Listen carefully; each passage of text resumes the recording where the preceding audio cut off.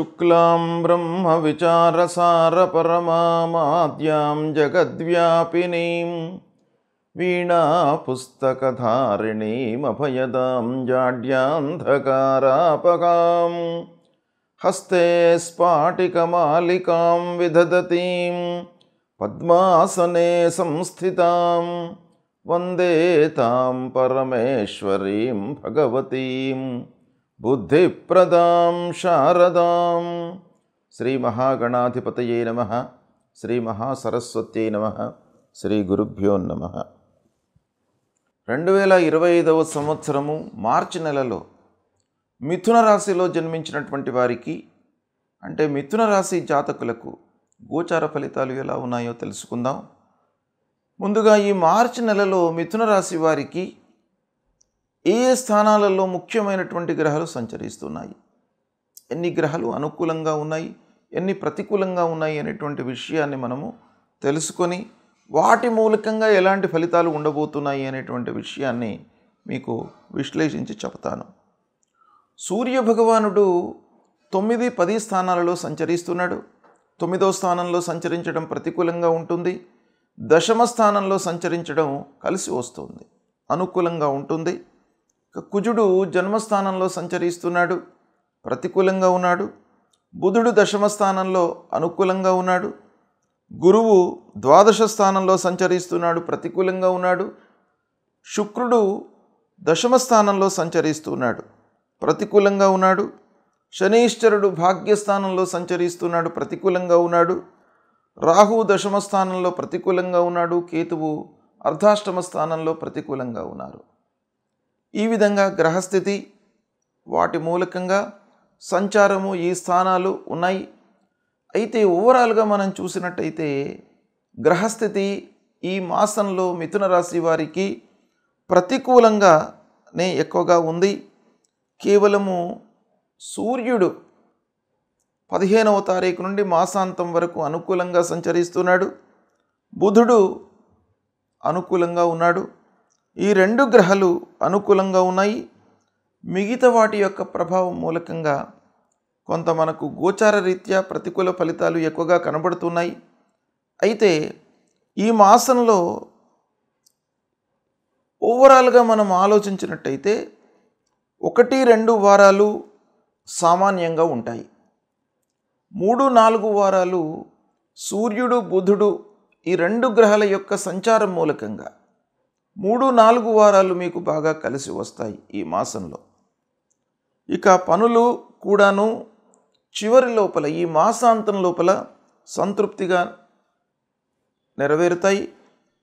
ఇక ఆదాయ పరిస్థితి కొంత అస్థిరతగా ఉన్నప్పటికీ మీకు ఏదో రకంగా డబ్బు అందే అవకాశాలు కనబడుతున్నాయి. అవసరానికి డబ్బు అందుతుంది. ఇకపోతే వృధా ఖర్చులు బాగా గోచరిస్తున్నాయి, దాన్ని మీరు కట్టడి చేసుకోవాలి. అనవసరమైనటువంటి ఖర్చులు ఫోర్స్డ్గా మీకు ముందుకు వచ్చే అవకాశాలు బాగా కనబడుతున్నాయి. కనుక ఆలోచించి పనులు నిర్వర్తించడము ఈ మాసంలో చాలా అవసరము. ఇకపోతే ముఖ్యంగా ఇంటి వాతావరణము, ఇంటిలో అనవసరమైనటువంటి చర్చల మూలకంగా భార్య, పిల్లలు, కుటుంబ పెద్దల మధ్యన అవగాహన లేకపోవడము, గ్యాప్ ఏర్పడము ఈ మాసంలో కనబడుతుంది. దాన్ని మీరు ప్యాచప్ చేసుకోవాలి. అంటే ఏది అవసరమో అది మట్టుకే మీరు చర్చించండి. ఇంటిలో అనవసరమైనటువంటి విషయాలను చర్చించినట్టయితే కలహాలకు, వైరుధ్యాలకు, గ్యాప్కు కారణమవుతుంది. కాబట్టి దాన్ని ఆలోచించి నిర్ణయాలు తీసుకోండి. విందులు, వినోదాలకు వెళ్ళడం మూలకంగా ఖర్చులు గోచరిస్తున్నాయి. అనవసరమైనటువంటివి వాయిదా వేసుకోవడం మంచిది. కుటుంబ పెద్దల సహకారం మట్టుకు ఈ మాసంలో మీకు బాగా ఉంటుంది.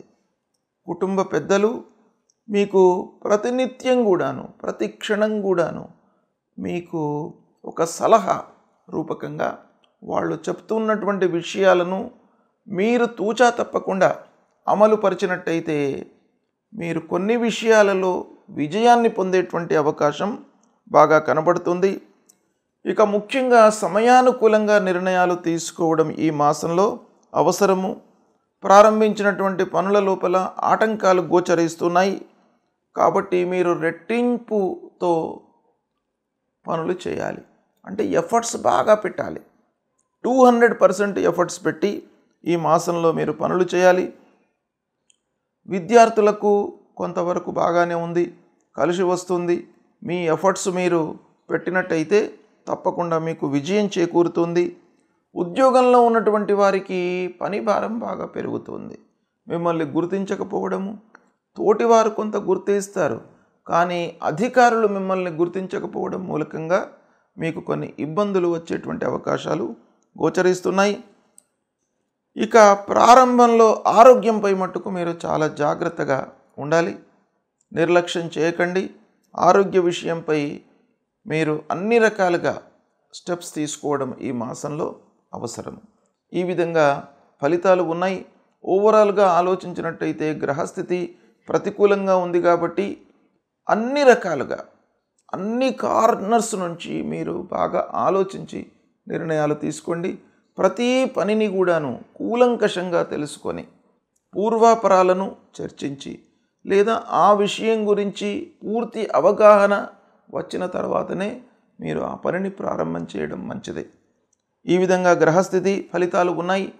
ముఖ్యంగా అంగారకుడు, గురువు, శుక్రుడు, శని, రాహువు, కేతువు ఈ గ్రహాలన్నీ కూడాను ప్రతికూలంగా ఉన్నాయి కాబట్టి మీరు దేవాలయానికి మట్టుకు తప్పకుండా వెళ్ళండి. ఈ మాసం లోపల భగవంతుడి యొక్క అనుగ్రహము కావాలి. మనము ఎంత ఎఫర్ట్స్ పెట్టినప్పటికీ, మనము ఎంత కట్టడితో పనులు చేసినప్పటికీ భగవంతుడి అనుగ్రహం అనేటువంటిది మనకు తప్పకుండా ఉండాలి. కాబట్టి భగవద్ దర్శనంతో, గురు దర్శనంతో, సద్గురువులను సందర్శించడంతో మీకు వారి యొక్క అనుగ్రహం లభిస్తుంది. కాబట్టి అమ్మవారి దేవాలయానికి వెళ్ళండి. ప్రతినిత్యం కూడాను శివుణ్ణి అభిషేకం చేసుకోండి. శివాలయానికి వెళ్ళండి. శివుడికి పంచామృతంతో అభిషేకం చేయండి.